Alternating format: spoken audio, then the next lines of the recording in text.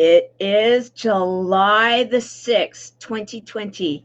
This is the Service Hero Show, 365 Days of Awesome. Celebrate success through service. My name is Tamara Hunter, and we are going to tell another inspiring story of a person that is truly inspiring others. Let's do it.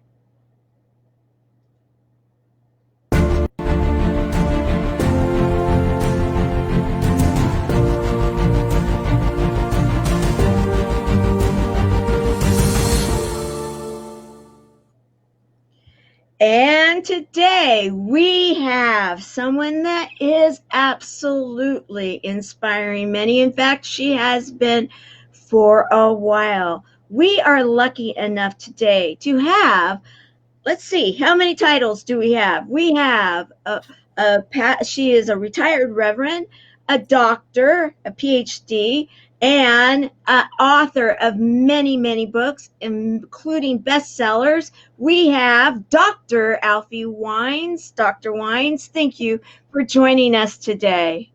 Thank you, Tamara. So delighted and just thrilled to be with you today. I see you and your wonderful work, and I'm just glad to have a chance to say hello and to bless you and to bless our audience. Thank you for thinking of me. Well, I appreciate you, and it's the way that this all works, guys. When you are out there doing good, when you are out there serving others, then it just so happens that the right person shows up at the right time with the message that you need. And that's exactly what has happened here.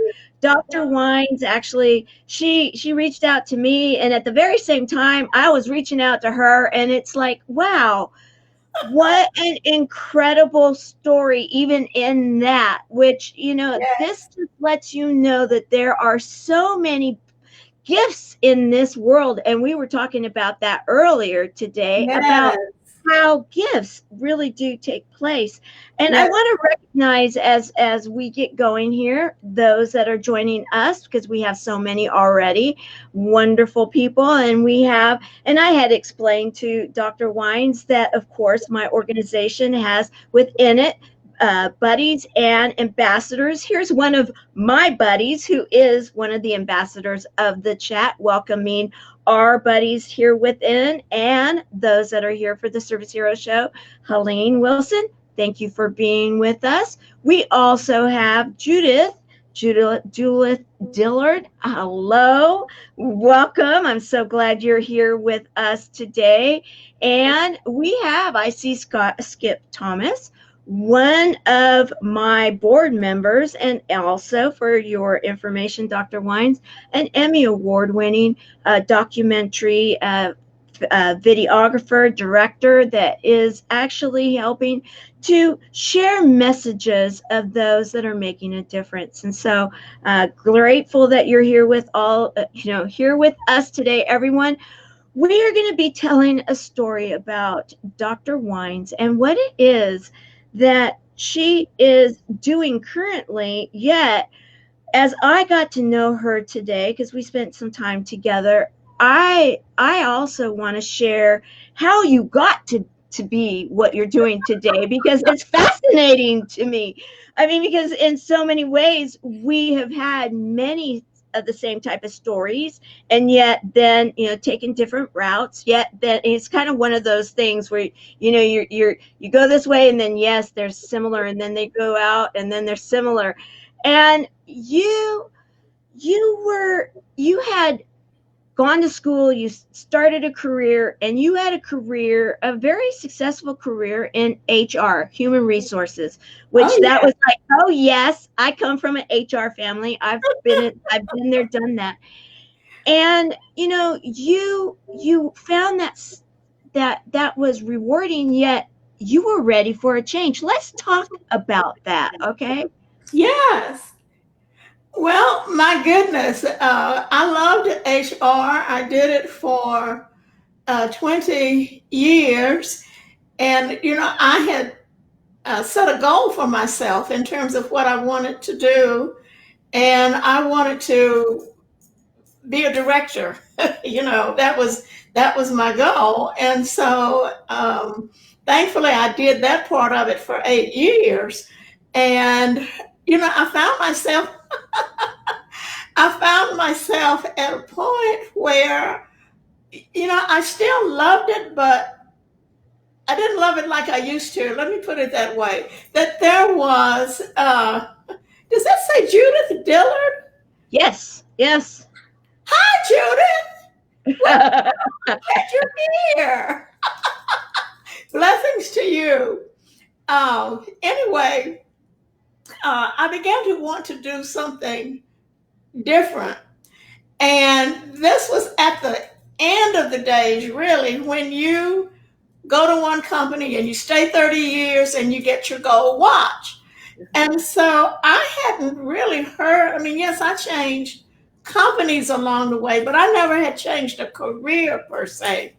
And so I used to hear my pastor preaching about the career change he had made. And so I went to talk to him about changing careers. And I wasn't thinking about ministry. Let me just be upfront about that. I had no idea. I had no clue. I wasn't interested. I wasn't thinking about it. It wasn't on my mind. You never would have told me. I went to talk to him about changing careers because he used to preach about it. So anyway, when I talked with him, he told me about Bright Divinity School, which is on the campus of Texas Christian University right here in Fort Worth, Texas. And so here is my thought. Laverne, oh my goodness, hi. Laverne, welcome. I'm glad you're here. At any rate, I really, really wanted a master's degree because I had started an MBA.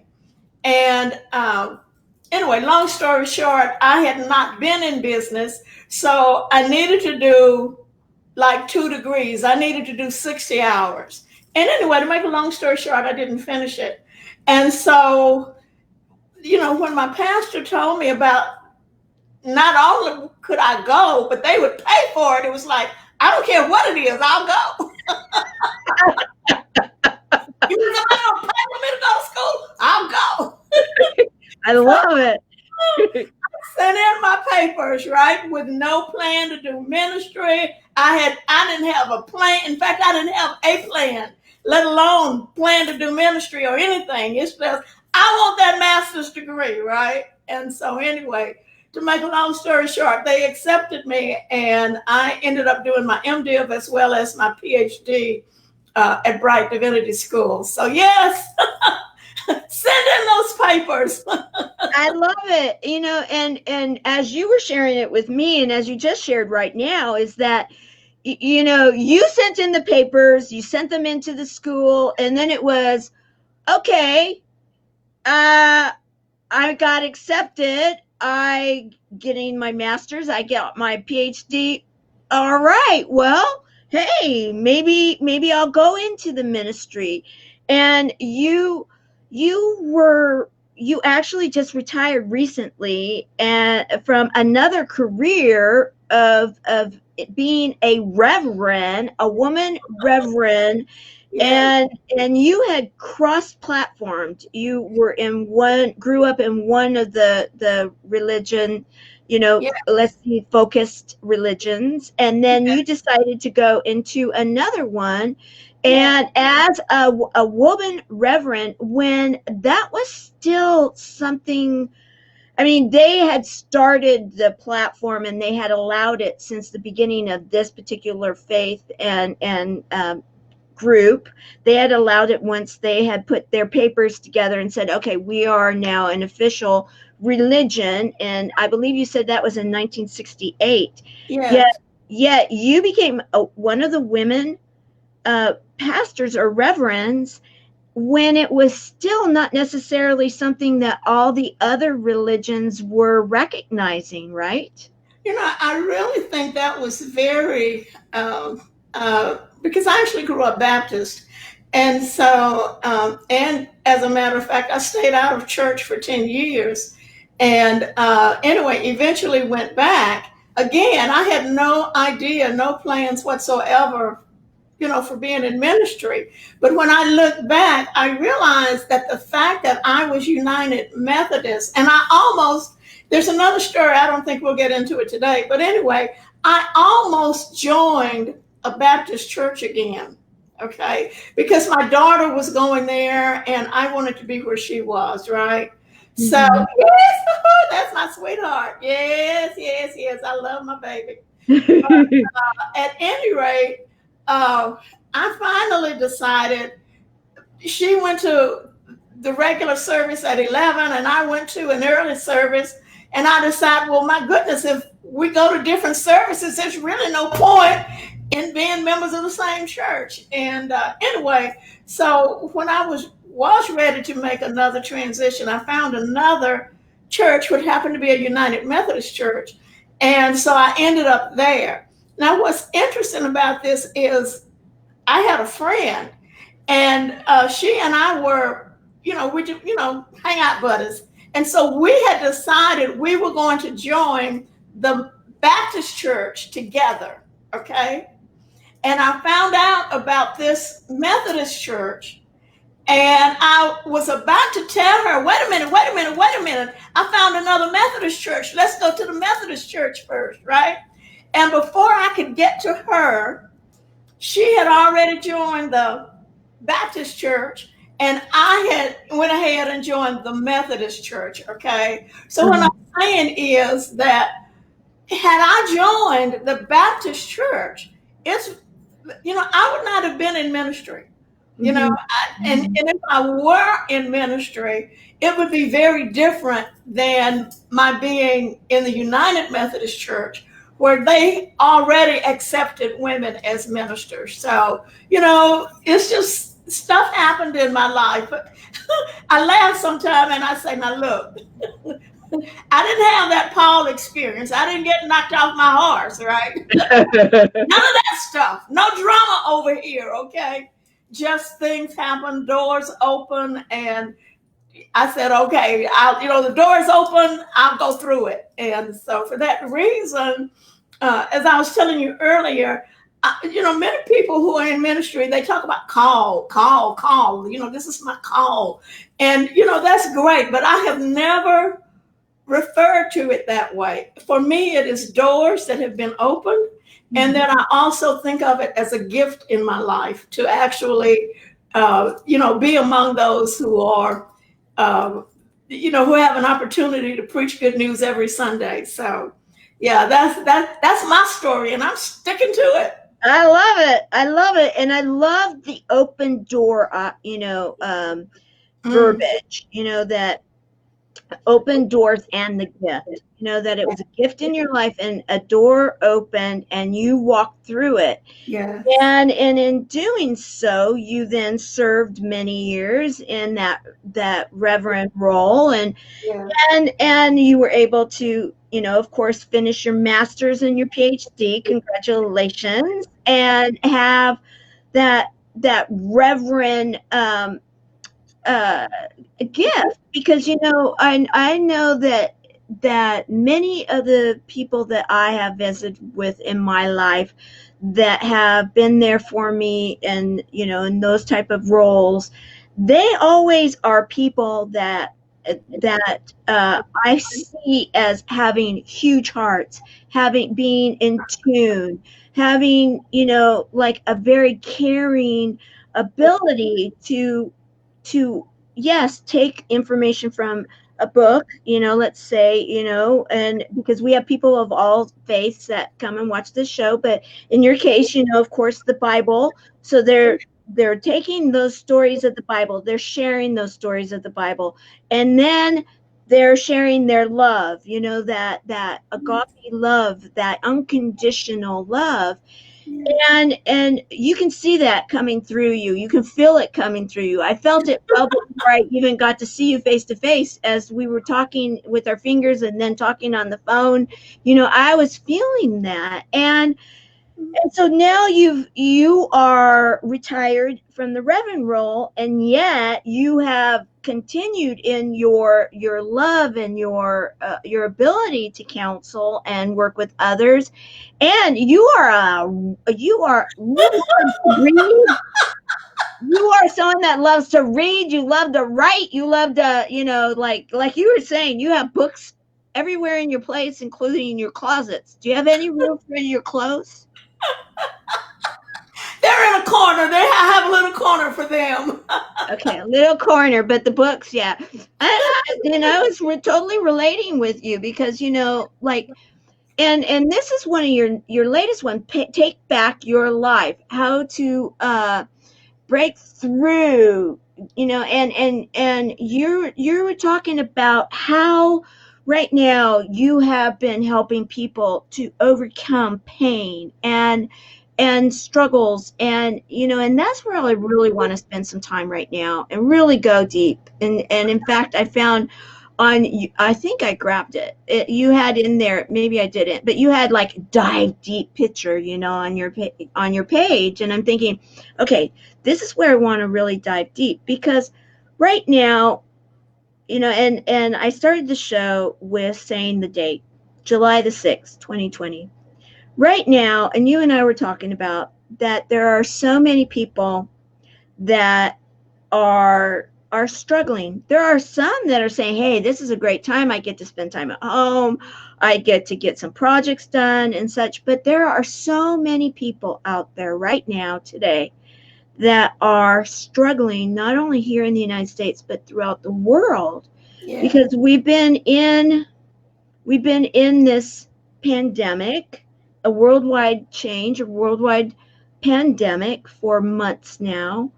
Our United States, there's been a lot of struggle, a lot of pain there, and you are helping people right now. That's what you are. One of your missions in your consulting company now. You've got a consult. Oh, and okay. Let's bring up this. I love this. Before we go there, I just want to say, I love your logo. And when you told me what you told me, I thought, oh, I even like it more. So we're going to go there, guys, in just a moment. But this is your new consulting company's logo. Do you want to explain it to me or to everyone? Oh, I'll be glad to do it. Yes. I must give a shout out to Reverend Dr. Cassandra Bradford, who is one of my beloved mentors. And anyway, is that her? No, no. This is Cinnamon, one of our community members, and she's saying you can never have too many books. Oh. Totally in agreement. Totally. I mean, yeah. I have a little mini library in my home right now, and I look at my books, and I think, they're more than books; they're friends. Yeah. Yes, they are. They represent friends and conversations and all kinds of stuff. But regarding my logo, we were trying to figure out a name for the company. And what she did, she came up with the Sinew Consulting Group, which I love, right? Mm-hmm. And so I asked her, how did you're brilliant. How did you come up with that? And she said, she said, I took your last name and I spelled it backwards, and then I reversed the vowels. And of course, if you look at that, mm-hmm. you spell it backwards and you reverse the vowels, what do you get? You get wines. And so she took that to represent, what I do, which is, of course, just like it says, helping people connect the broken pieces of their lives. But she was able to connect that to my name, and I just hooped, Oh, I love it. I love it. I mean it, and you can spin off on that all day long just in itself, because it's just a really great logo. I love the imaging. It just, everything about it, the colors, just, all of it. It's a really great logo, and it really says a lot. about what it is. And so, all right, so helping to connect the broken pieces of someone's life, the pain that people are going through. There's a lot of people experiencing pain right now, right, Dr. Wine? Yes, yes, yes. Well, I am convinced, of course, I have a story that invited me, propelled me or uh, inspired me, maybe I should say, to do this particular thing. But I am convinced that, part of the reason we stay in pain sometimes so long, and of course I'm talking about emotional pain, is that nobody really gives us the tools. We live in a society that doesn't want to deal with pain, that doesn't want to deal with realities, the difficulties of life. And, that's in our DNA as a country, right? And I believe that that's true in our lives communally. I believe it's also true in our life, in our personal lives. So we live in a culture where it's not okay to be not okay, right? Right, right, right. Yeah. And so we don't really give people tools for working through stuff. We just kind of figure out, we go through it and we go one day at a time, and eventually, hopefully we feel better or things get better. But we really don't do a lot with giving people tools. And so the whole idea of my signature work, the book that you saw there, which is actually an online program, an online course, and it also has a book and a journal that goes with it. And so what I do in that process is I work a person through, it's a 12-week program. And so I walk a person through a process so that we know what to do when life hits us hard. So that we're not, oh, wow. She's amazing. She gets all these pictures. Anyway, it's we just, life happens and we're just there and we don't know what to do. And so I'm convinced that if we understand and if we know a process for going through, then we'll know what to do when life hits us hard. And we won't, for one, stay stuck so long, and we won't be in, such deep, what's a good word for it? A deep place of pain. And don't get me wrong, now life is very real and stuff happens, and sometimes a lot of stuff happens. But I believe that if we have tools, then we can get through things much more simply, much faster, and get on with life. So that's what it's all about. And how important is that? And you were saying that, and I love it.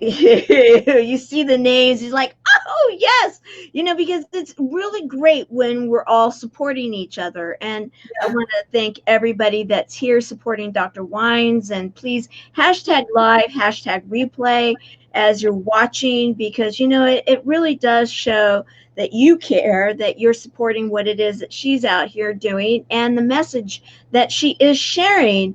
And you were talking about the fact that you have a very strong Facebook community and group, and that you do take the pulse and polls and ask them questions, and then you actually do get the answers and do something about what they share.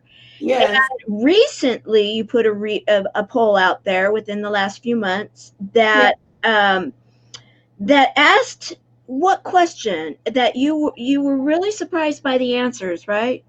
Absolutely. I put a poll out. I have a group, Take Back Your Life with Dr. Alfie Wines, and had been working with this group for, I don't know, several months. And so I put the poll out there about, where is your uh, your deepest pain, where, what has challenged you the most.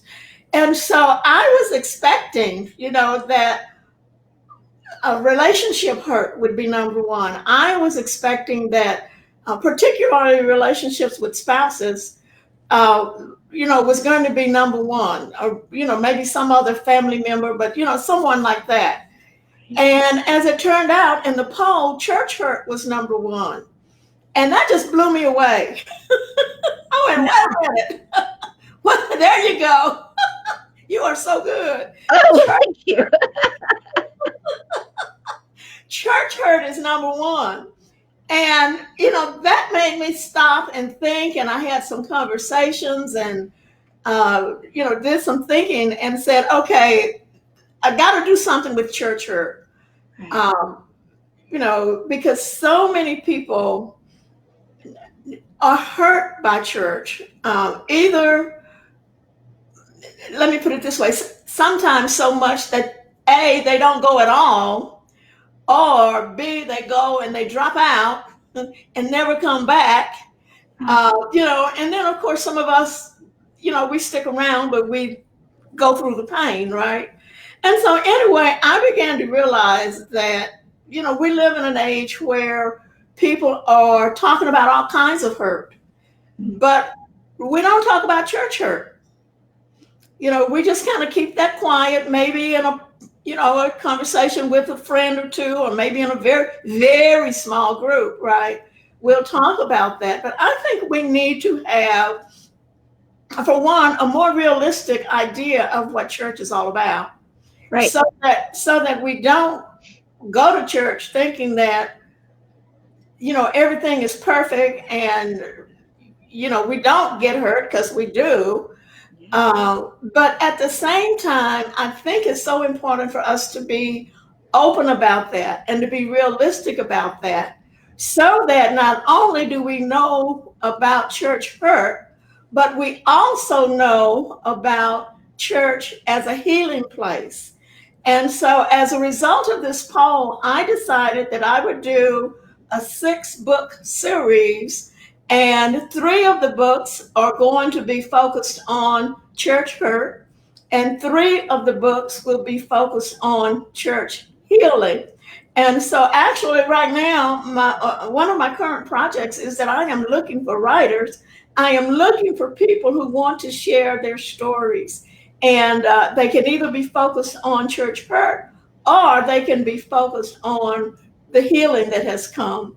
And, sometimes a person may have a story about both. If they want to share that, then that's fine as well. But, church hurt is real, and I think we need to be real about it, and, not hide it, not pretend. Oh, I can't stand it when we try to pretend like life is not real, or just kind of skim over it. And it's so real, it really needs our attention. And so I'm glad that the group taught me that. Okay, that wasn't some idea that I had, but that was something that the group taught me. And so I'm grateful for the group and what they taught me. I learned a lot from them along the way, and of course we share, and it's mutual. So I'm delighted about that. And if anybody is interested in that, we can talk later about. Send me a note, and I'll be glad to send you an invitation to the group. So, and we already have. Helene just said, I was hurt from my church. And she's sharing that is real. And it's like I was telling you earlier that, I can relate to it, and without going into too many details right now, but, many of us have had different experiences. And the thing that I do know in that my evolution of, as I thought about it after sharing with you, I thought, I think I would be a little on both sides, where, I had the hurt, but then there has been some healing. Has it been complete healing? I would say probably not complete. However, there's been evolution of learning also. Yes. which Yeah. that then you can also say is healing, because we grow through that. Yeah. And the thing that I will share that in my own evolution of it is that we're human. Dr. Wines, what is it about it? We're human. And God. there's, and the all the good that can come from anything, Yes.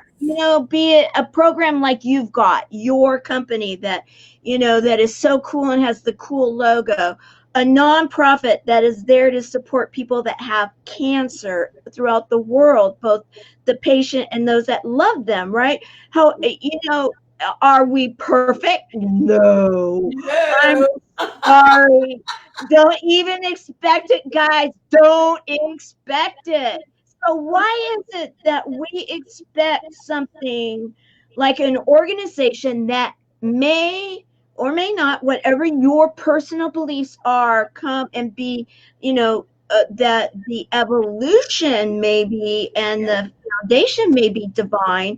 However, it's ran by humans. What are we thinking? That, like, you're not going to maybe have a little hurt happen because there's humans involved. And that was, as I was thinking about it, I'm really thinking that yes, there may be policies and there may be certain like procedures, yet then they're being ran by people. Yeah. And yet we do, because we're giving so much of our heart and soul to Yeah. something that we so believe in, right? And and Yes. and so if it hurts, it's going to hurt that much more, isn't it?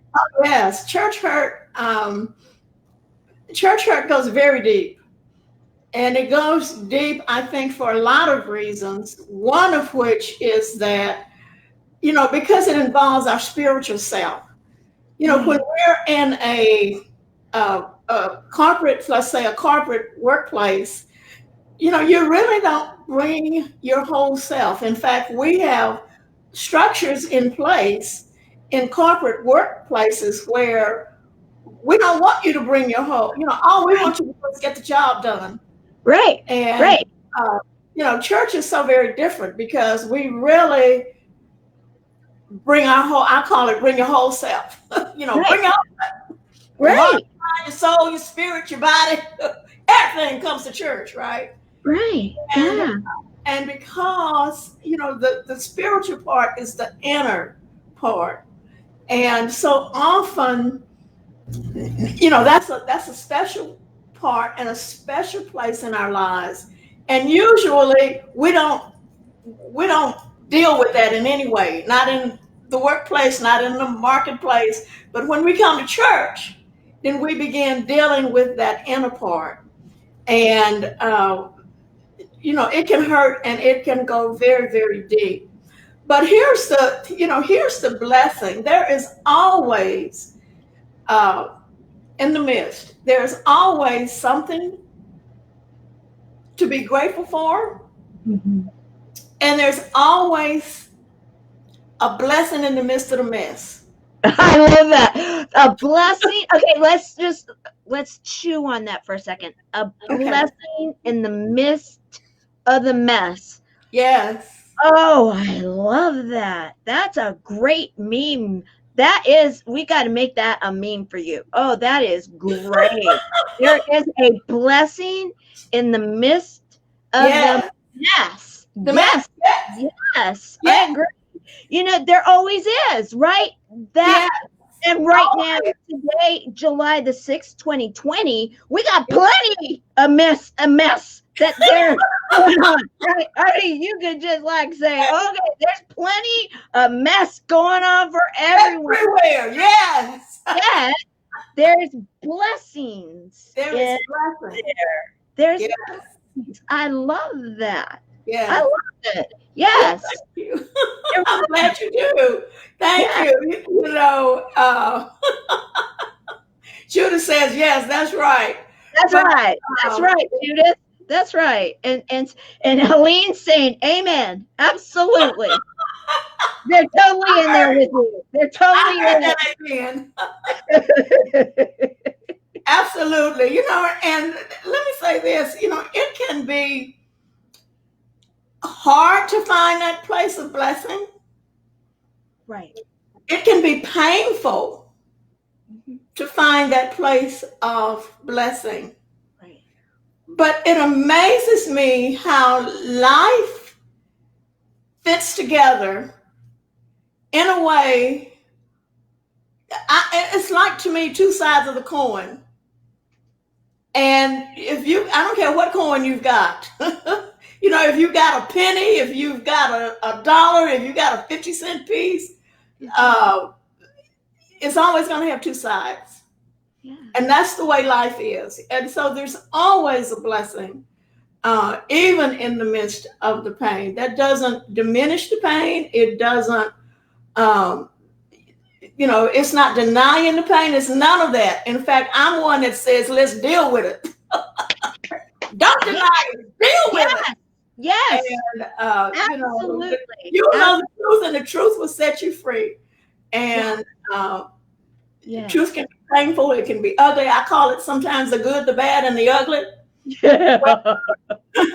Whether it's something that we have done or not done that is good, bad, or ugly, or whether it's something that someone else has done to hurt us that's good, bad, and ugly. Whatever that is, I don't care how awful it is. Right.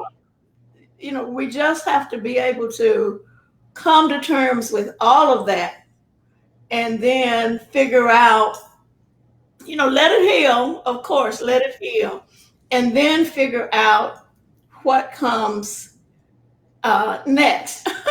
Absolutely, you found it. Oh my God, you're so good. That's the cover for the church, Hurt side. That's the cover for the 3 books that I'm going to focus on, stories, yes, from Church Hurt. And then the book that's largely purple background with the blue and the butterfly, that's the book cover for the healing side. So, yes, I'm actually looking for writers, people who want to share their stories. And, here's the thing about sharing your story. It's your story, and you share the part that you want to share. Right. You don't have to tell every little detail. And certainly no calling of names, none of that. Absolutely none of that. But, tell what you feel comfortable with and what you feel sharing with the world. And here's the thing about telling our stories and coming to terms with our stories. And that's where the healing is.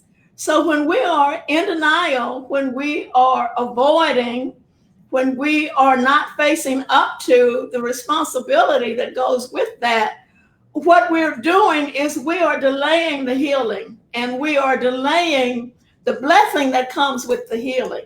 Now, there's blessing in the mess, but I'm talking about right now, blessing with the healing. And so, it's just important, I believe, to deal with, face up to, recognize, and just deal with the pain. And I call it staying current. And what I mean by that, when a pain happens, let's deal with it. Let's not love it. Yeah. 20 years and still be mad about something 20 years ago, and you don't even remember what you're mad about. We don't have to do that. We really don't have to do that. And in truth, don't do that. Heal through it. Do what you're talking about. Because in truth, if they don't heal from it, and then they let it go and fester for all that period of time, they may have to come join our organization and our community, because that oftentimes, if you don't take care of things now, like what you're talking about, Dr. Wines, then it can fester in our bodies, and it can become what they call disease, right? And I'm a cancer survivor, and others that are here are too. And Skip is one, and he's saying, Alfie, it's Dr. Wines, but that's okay. Alfie, you are adorable. Oh, wow. I agree with you 100%, Skip.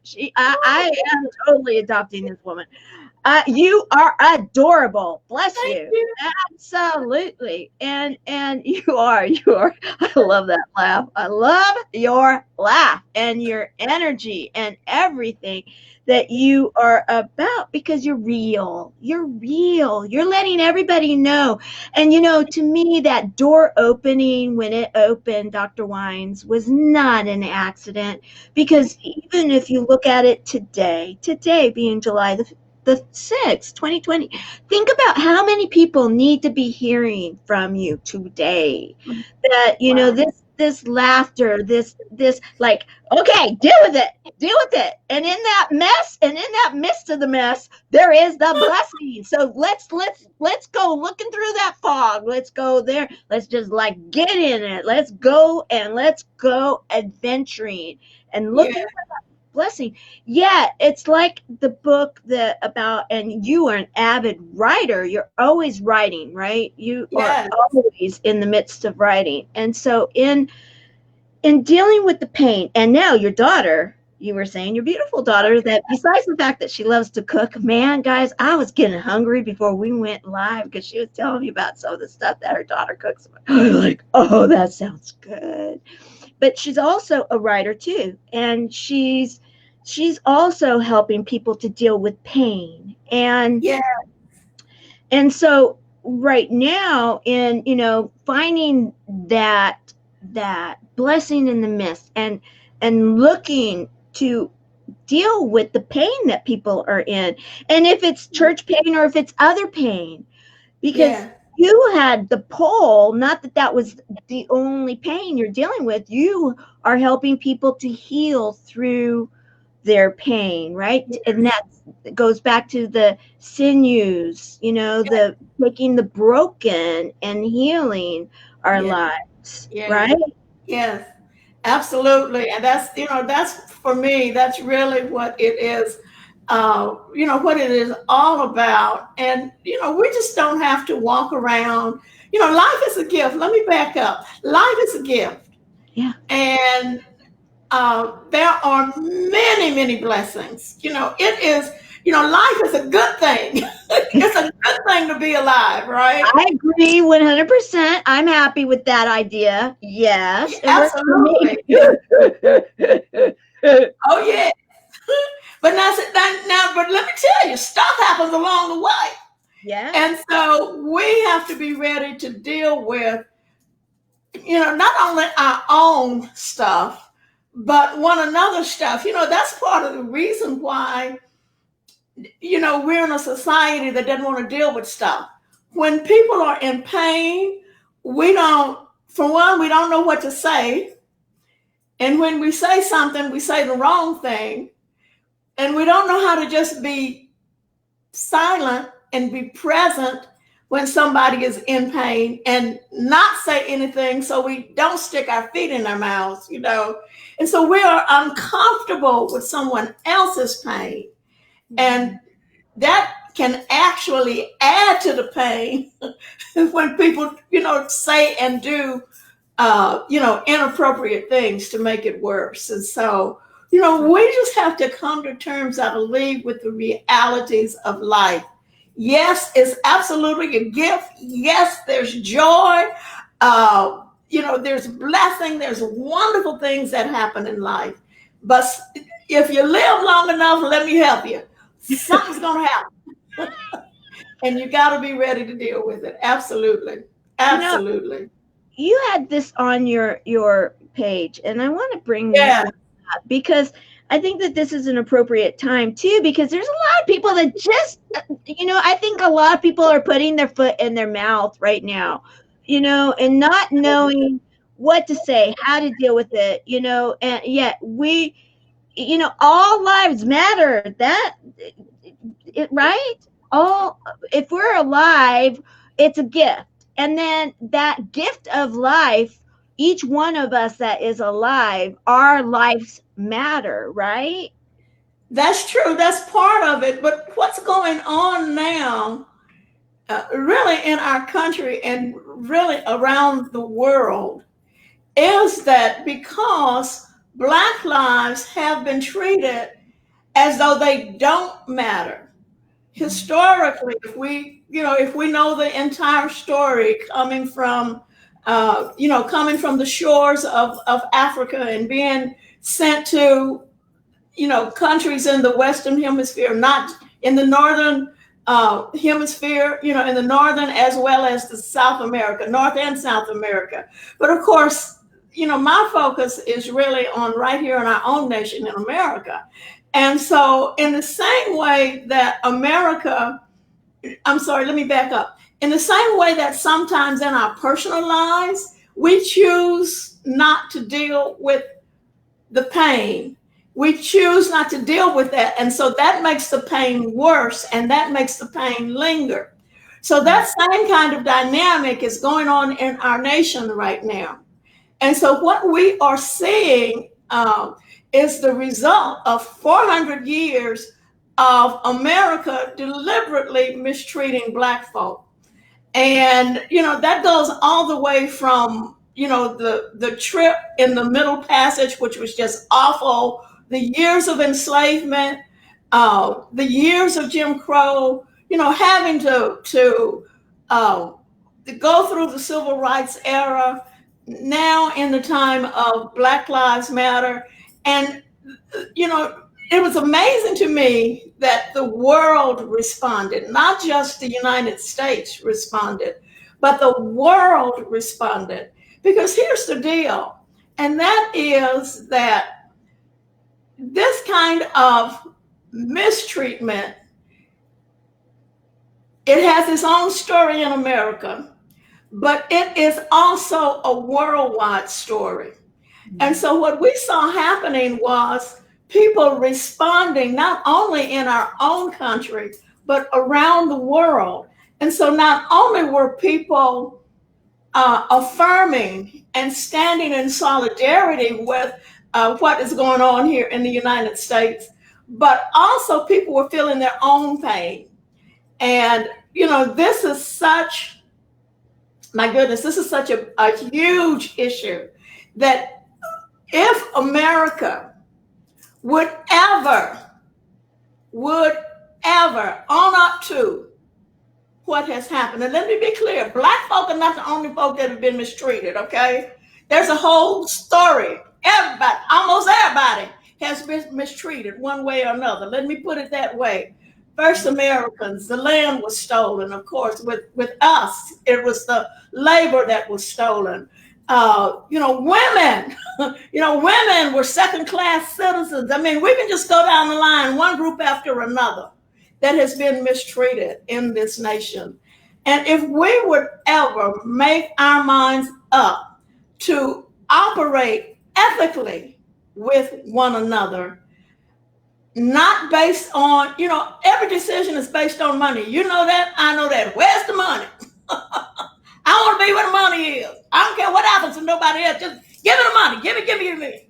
And so if we ever learn to own up to our history and decide that we are going to be good to one another, that we're going to be a nation that lives up to those ideals. And yes, we know the history. We know Black folk were never intended to be citizens. I mean, we know all of that. We know the story, all right?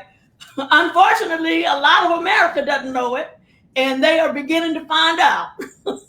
Thank God they're finally beginning to find out and finally beginning to get it. And so, yes, it's true. All lives matter. We're all human beings.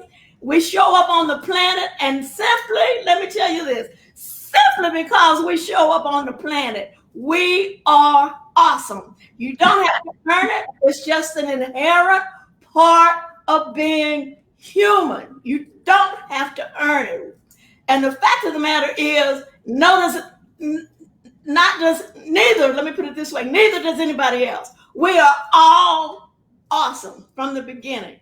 Unfortunately, there's this thing about us and them, the men versus the women and the white folk versus the Black folk and, all of that stuff.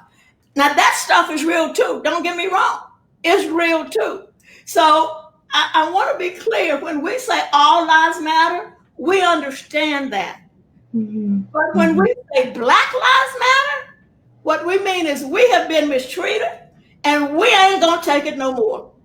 And that's what that's all about. And so, I'm so glad that we are in a day and time when, changes are beginning to happen. They need to happen in all over the nation. They need to happen in every corner of the nation. They need to happen in every field, in every company. Mm-hmm. Everywhere, because the mistreatment is in our DNA. And you know what? The same way we can have this, the same way that we can have mistreatment in our DNA, we can have ethical treatment in our DNA. So that's what that's all about. So Black Lives Matter. Absolutely. Absolutely. Yes. This was. You coming from HR, what makes me think of Yes. what I'm thinking of right now is I was involved through the years when we had there was discrimination, then there was not discrimination, then there was fair practices, then there was, there's all sorts of an evolution that took place because awareness started to happen, and then there was fair practices put in, and now many people generations later don't even know that there was an issue way back in the day, and isn't that, when you think about going forward, there's other models. There's models that, yes, they were able to get this in place. Is it ever perfect? It goes back to the church hurt. Is there ever, we're people. There's going to be some people that get hurt for not intentionally, but when we realize and we take care of the big picture, and then we start to forgive, putting that forgiveness, that agape love, giving that peace, giving that, okay, my hands are out, your hands are out, we want to make this work together. You are important, I am important, we are all important, and we can make our world a better place for our next generation, so that someday they hear about this, but they don't really understand it. We can make that happen, can't we? We can, but I want to be clear, because a lot of times people want to get to forgiveness and they want to get to the kumbaya moment without going through and dealing with the pain. Right. They right. want us, and when I say us right now, I want to continue talking about Black Lives Matter. And that is that they want, just don't say it no more. Don't say no more. We don't want to hear no more. We don't want to deal with it. And I want to suggest that that's the problem. Okay. If Black folk could have solved the problem of racism in America, don't you think in 400 years we would have done it? But because the solution to this problem involves white folk getting it together, getting their act together, then we can come together. But you can't, a lot of people want to hit to reconciliation and don't deal with the pain. Right. And what I'm saying is we can get to that, but right. You've got to deal with the pain. You got to deal with the ugly. You got to deal with the good, the bad, and the ugly. Right. So you know what? Right. It's like that's wrong.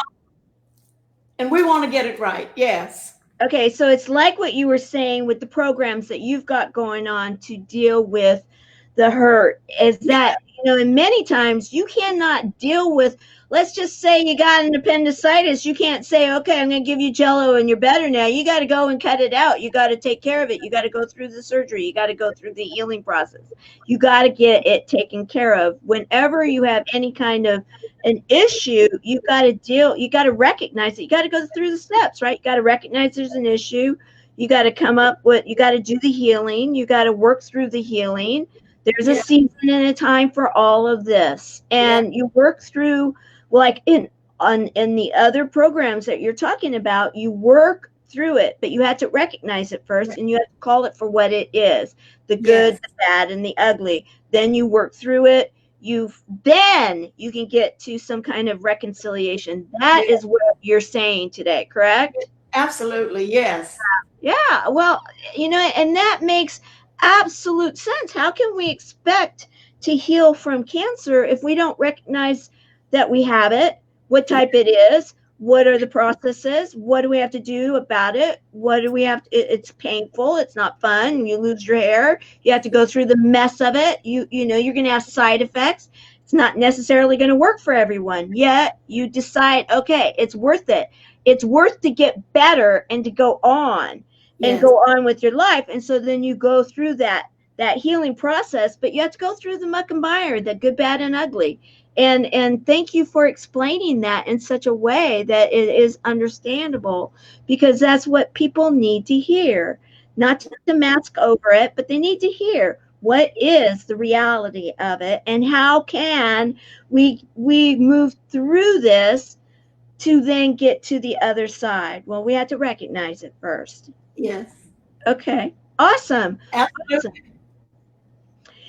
And your personality and your vivaciousness and your love of life and your giggle and the way that you're able to, again, open doors. You're a gift. You see the gift of life in itself, and the doors that have opened for you, like, for example, being a reverend in a time and age that, regardless of skin, it was gender. It was a gender issue, that some of the churches had a gender issue. It wasn't a race issue, it was a gender issue. So there's a lot of different issues that you yourself, my dear Dr. Wines, has said, okay, let's deal with it. Let's call it for what it is, and we can get through it. We can get through it together by Yes. healing. And that's what you're helping people to do right now, right? Absolutely. Absolutely. The dynamic is really the same. I mean, whether we're talking, in my case, let me just zero in on racism and sexism. Um, both of those are issues that I have to deal with, right? As a Black woman, as an African American woman, there are things that I have to deal with. And while the particulars are different, the dynamic is the same. Right. Of somebody saying in one way or another, I'm better than you are for one reason or another. And, that's just so wrong. And yet people do that all the time in all kinds of different situations with all different kinds of groups. And so it's the same dynamic that has to be dealt with. We got to deal with it. Is it sexism? We got to deal with it. The Me Too movement. Is it racism? We got to deal with it. Black Lives Matter. Is it, it's the LGBT community. It's the immigrants. It's the Middle East community. I mean, it's one group after another, and it gets really tiring and it gets really old.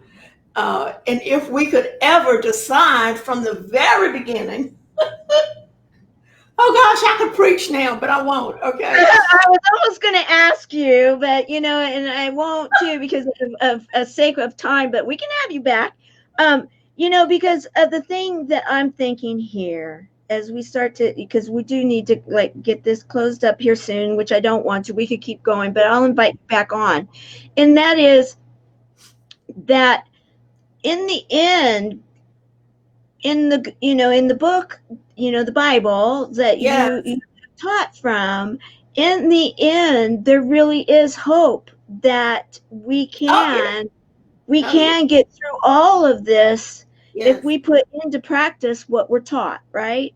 Absolutely. But you know what? We got to get that first thing first. And what's the first thing? That life is good, creation is good. And listen, when humanity shows up on the planet, I like to say when I show up on the planet, life is very good, right? Yeah, And so absolutely. that's I where we like need to waking up start every from. day. Huh? Pardon? I Say just it said, again. I said, I like waking up every day. Life is great. It works. It works for me. Is it perfect? Yes, No, because yes, it's not. It's not yes, perfect. If it was a perfect world, then I would be able to go outside a lot. And I have my own. We all have our issues. I'm yes, a, I'm allergic to the sun. Sun doesn't like me. Does it? Do I? And so yes. we all have our stuff, yet we all are, in this together. And I really do believe that. I believe that we can make anything happen if we do put into practice one word with 4 letters, and that is love, right? Absolutely. Remembering that love is not syrup, and love can be hard, Yeah. love can be painful, Yeah. love is not necessarily easy. It will, it will not, it will always be love, but it will be different in different situations and in different circumstances.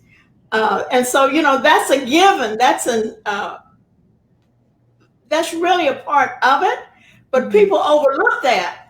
All they want is you know, uh, what is it? The lemonade with no lemons, or Yeah. the roses with no thorns. Just just give me the good stuff. And Well, life doesn't work that way. It just doesn't. and I think I will say that anybody that I've had on this show, I would put them completely up in the fact that anybody that truly is a service hero, because this is a service hero show, Yeah, anybody that is truly a service hero, I believe that they are the ones that do realize that lemonade requires lemons, that roses have thorns, that there's work to be done and recognition that needs to be taken care of for healing to take place. I do yeah, believe that I do believe that there are amazing service driven, passionate people that are saying, yes, yes, I agree. And yes, we need to heal. And yes, we can heal. We can do it. It's not Shangri La. It is not kumbaya. It is not, glossing over any issues. It is real. And that it's not easy, and it will take some sweat equity to make it happen, and it's not always about the money, because there's many purpose-driven people that never are about the money. They give and they give, and they will continue to give, and they don't ask for anything in return. And those are service heroes. Those are the people that, do I have some business people on? Yes, but these are service driven people that are making a difference, and they've got their priorities, I believe, in a really great place. Is anybody perfect? No. I am not perfect. No one me is perfect. neither. No one is perfect. But is there a way that we can all come together? Yeah, Absolutely. I yeah. believe it. I believe it. All right, I do too. We're on the same page. I love it. All right. So, I'm going to invite you back on, because typically I give you a little time, but we're really over the show time right now. And I'm going to give you a moment, just a moment to leave a thought of just one of your nuggets, like your daughter does on her book, just a little nugget. And then I'm going to come back and we'll close out the show. Okay. Okay, then. All right. Oh my goodness. There's so many that come to mind. I guess the one thing, if I just had one thing that I wanted everybody to remember from our conversation today, it is to remember that life is good, that life is a gift, that it is a blessing, but also to remember that there are issues, problems, and challenges, and they can all be dealt with. We can always find a blessing, for one, in the midst of the mess, and then we can always find a blessing once the mess has been healed.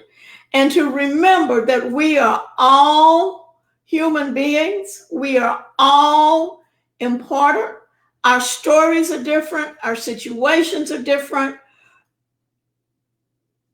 but we are all created in the image of God. As a believer, as a Christian, that's the way I would say it, that we are all created in the image of God. And the sooner we remember that, the better. To recognize, the phrase namaste, which recognizes the humanity and the sacredness of a person.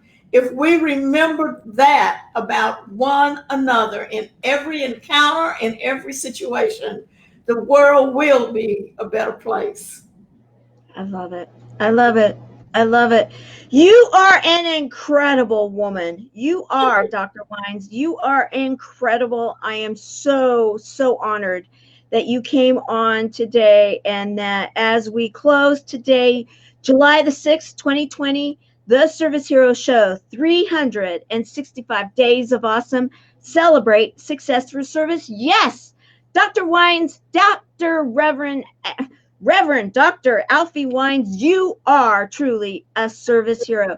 You are a woman that makes people think. You are a woman that also knows how to help people to heal. You are a woman that has been there for many in different roles, and you continue to see that life is opening doors with gifts for not only yourself, but for many others. And in truly, the gift for us today is that you spent it with us, hearing your giggle, seeing that smile, and also hearing your words of wisdom. I can tell you this, I have been well fed, and I know many others have been too. So thank you. Thank you for being here today. Oh my, thank you so much, Tamara, for including me and thinking of me and inviting me. It has been a true joy and a true blessing, and I know we will continue this journey together. Absolutely, without a doubt. Without a doubt. And for all of our buddies, tonight is Magic Monday. You know that means it's going to be amazing. It is full of pixie dust and all sorts of fun stuff in the community closed group, Chemo Buddies for Life, at 5 o'clock Pacific, 8 o'clock Eastern tonight. See you there. Bye, everyone. Bye bye.